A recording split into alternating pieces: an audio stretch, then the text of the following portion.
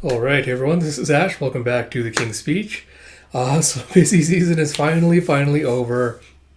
So we will hopefully be back to your regularly scheduled programming, so to speak. With that said, because I was so busy the last little while, I haven't had time to fully catch up on the series rereads I've been doing for the continuing read-throughs of the channel. So that means instead of planning to have it come back next week like I was, I'm probably going to push it off a week just so I have a little bit of time to catch up on those series that I do want to catch up on, as well as kind of try to rest and relax a little bit so I don't burn myself out after all the stresses of the last couple of months. So I'll probably do a proper channel update with that sometime next week, so look forward to that. With that said, I did want to get caught up on the Shonen Jump stuff this weekend before I had a chance to get spoiled on it. So already finished recording videos for Akane and Kaiju. Both of those should be up on the channel now. So when I get around to Spy Family in just a second here, then the new chapter of Goku Rakugai is going to be dropping tomorrow, so look forward to a video of that as well. So like I mentioned, a lot of great content coming your way. So if you haven't already, please do consider commenting, subscribing, all that good stuff. Especially if you like my content, it means a lot to me if you push all those little buttons. The YouTube algorithm also likes it because it means that these videos are worth promoting, which in turn kind of helps me reach a wider audience. It kind of helps me be motivated to keep continuing doing this content.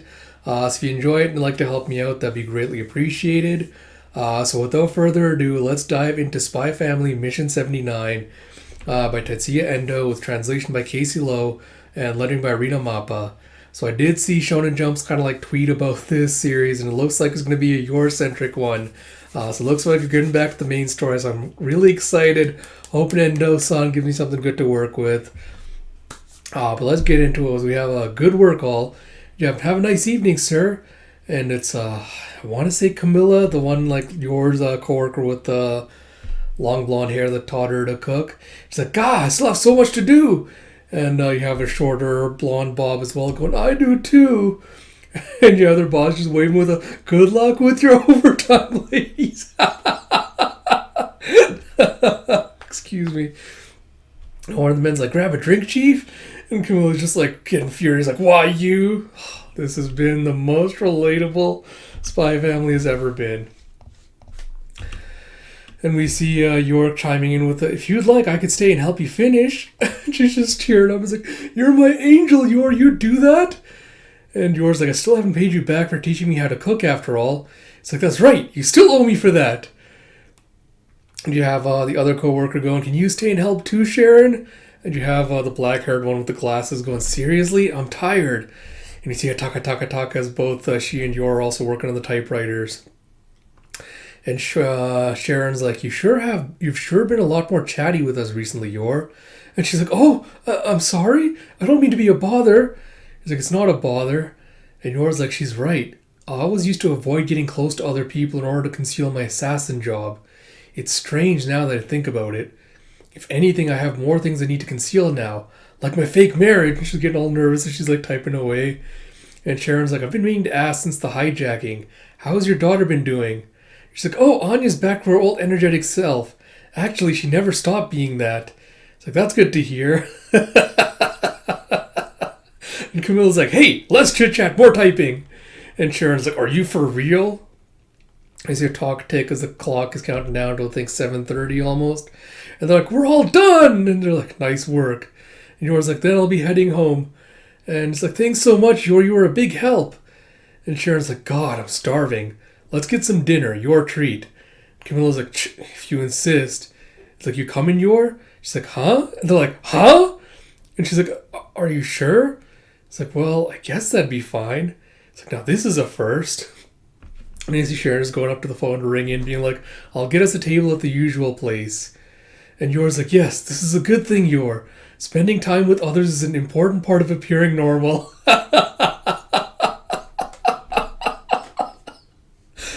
Oh, God. And she's like, I should call my husband and tell him I don't need dinner. And yeah, Sharon being like, yeah, table for 4, please. He's like, do I really need to treat you too? Go eat at home. And you see Azra out at the dinner. You have Camilla's getting super drunk going, I keep telling him, Dominic, you have to be more cutthroat if you want to get ahead. And you see yours also slushed, going, that is so true. You have to cut the throat if you want to take the head. Yeah, wow, I never thought I'd see this day. You're drunk. It's like, you're drunk too. It's like, so am I. It's like, you shouldn't have pushed her to drink so much, Millie. It's like, I only asked her to have one round with us. So how are your things at home, Yor? It's like, are you and your husband getting along well? It's like, huh? It's like, ooh, tell us all the steamy details, lucky ducks. It's like, well, we have a small child, so we can't really... It's like, come on, having a kid won't stop you from getting kissy-kissy. It didn't for you, right, Sharon? So we were never kissy-kissy to begin with. And she's like, Royd works hard so we can live a comfortable life. It's like, no one cares how comfortable it is. This is a gripe session, so make with the gripes. She's like, I want to so badly to hear you say your marriage sucks. And Millie's like, I want so badly to tell you to dump your hubby. And she's like, I just don't know if I have any gripes. It's like, and he thinks back to Lloyd just being like, dinner's ready, Yor. It's got picked up an extra bag of food for Bond just in case. It's like, your City Hall paperwork? I took care of that. I pay the gas and phone bills too. You've been working so hard I cleaned up. Why don't you take a hot bath? That's lunch. And I was just like, he's just ultimate husband material. He's like, nope, not a one. He's like, you're lying. There's no way that's true. It's like, she's right. No man in the world is that flawlessly perfect. It's like, I know what this is. He's running some kind of marriage scam. He's conning you, Yor. It's like, yeah, that. Dump him before he swindles you for all you have. I said, no, that isn't true. She's thinking, I'm the one who's scamming him. It's like, is having gripes about your partner normal? It's like, yes, hard yes. It's like, you're only lovey-dovey in the beginning. It's like, it's all the more normal when you live together. It's like when Dominic and I have a date and he shows up 20 minutes late and just goofily laughs it off, I could kill him dead on the spot. It's like, I feel the same way when my husband wastes a bunch of money and starts giving me excuse after excuse. It's like, I know, when my partner starts bad-mouthing all of my interests, I want to just stab him right in the heart. And yours just like, what's this? It's like dating and marriage turns every person into an assassin. Why didn't the shopkeeper tell me marriage would do that? It's like, what's strange about me just that I was a killer before I got married? What should I do? Should I tell Camilla and the others about Thorn Princess? No, I can't do that. Calm down, Yor. It's like, I need to act normal like any other person who became a killer after they got married. It's like, oh, sometimes I want to kill Roy too. I'm full of murdery touch. Has it got an example? It's like, I like a hint of sweetness in my omelet, but Roy worries about getting Anya too much sugar so he won't make them that way. It's like, I don't actually care though. It's like, that's your gripe, really? Food is important, but geez. It's like, you feel an urge to kill him over that? Have you had your blood pressure checked? It's like, if he's kind enough to cook for you, eat it with gratitude. It's like, you don't need to try to make stuff up to fit in, Yor. It's like, what is true? We get in fights and stab and smash each other all the time, like a normal family. Like, that is not normal, Yor. It's like, the point is, I hate everything about Royd, and I am a fool on murderous intent. It's like, yeah. It's like, it's not working. If I can't convince them it's true, they might get suspicious and turn me in. It's like, booze, give me strength. It's like, take it easy with the drinks, or she just tosses back a glass. And with a shing, she just picks up a table knife. It's like, I'll be right back. He's like, Yor? And she goes to see the gardener. He's like, you're asking me for permission to kill your husband for the sake of preserving your marriage? It's like, I believe it's necessary. He's like, very well then. If it will help you make the world a more beautiful place. Is this going to turn out just to be like a fucking fever dream or something? Yeah. I mean, it's an epic ass panel. Like, I do believe we're eventually going to get a scene like this, like way further down the line, but you see like the wind just blowing like dust cloud, and you see Yor like facing off with a butter knife in our Thor Princess get up against Lloyd in his little suit. He's like, Yor, I would consider murdering me over an omelet to be abnormal behavior. It's like, it's not, Royd. As a normal person, I need to murder you so that nobody discovers I'm really a killer. It's like, rah! It's like, Papa, Mama, please stop fighting. I promise I'll eat sweet omelet if you stop fighting. I'm sorry. The sweet omelet sounds disgusting. And so you're just paused at the door, just shaking. The waiter's like, "Excuse me, ma'am, customers can't leave the restaurant with our cutlery." She comes back to the table just crying with, "I can't do it! Killing is wrong!" It's like, "Besides, the shopkeeper would never give me permission like that." And all his coworkers just start laughing. It's like, "So what, you're just playing along as a joke?" It's like, "You're so funny, you are." It's like, "It's fine. We all accept that your marriage is a non-stop love fest." It's like, "It's really not. It's not." It's like, "We should probably let you get back to her love nest for another perfect night of romance." It's like, "Yeah, you're right." It's like, "It's not enough." It's like, "We know you can't wait to get home and smear your lips all over your man." It's like, "We don't do that." It's like, "Come on, not even a welcome home kiss?" It's like, "No, never."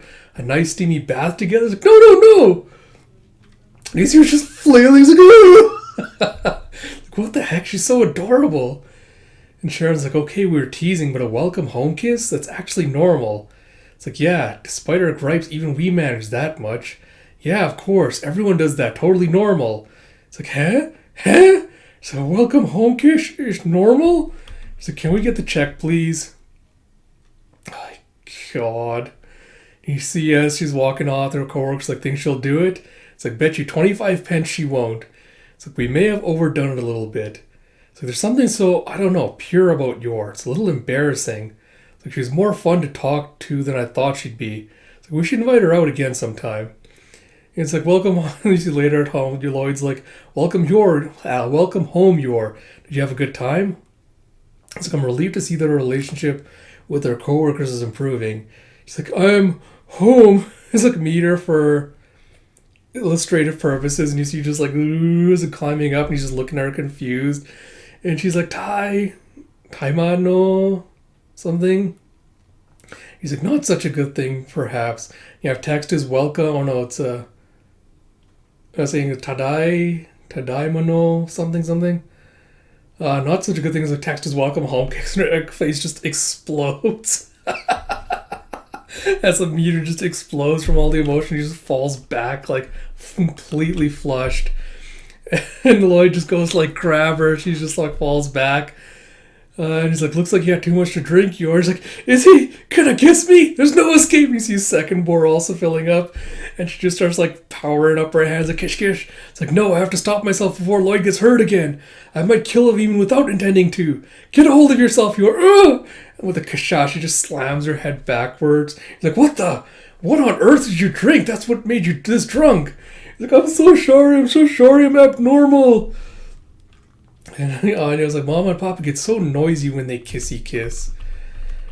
Alright. Again, man, like another chapter where I'm like, there was so much more you could have done to actually kind of develop Yor's character and like further the real romance a little bit more rather than just having like a full chapter of gags as amusing as drunk Yor was.